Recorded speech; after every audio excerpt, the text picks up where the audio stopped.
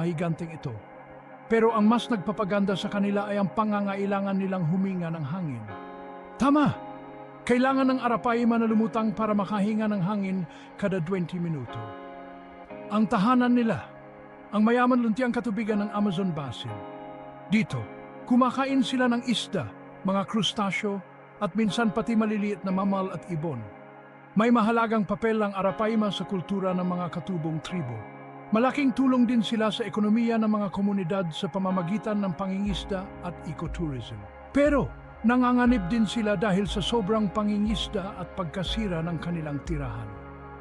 May mga pagsisikap ngayon para maprotektahan ang mga kahangahangang isdang ito at ang kanilang mga tirahan.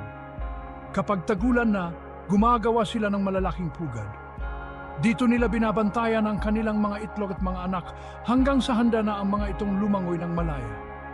Dahil sa kakaibang kakayahan ng Arapaima at sa kahalagahan nila sa ekosistema at mga lokal na komunidad, may tuturing silang isang tunay na hiyas ng kalikasan.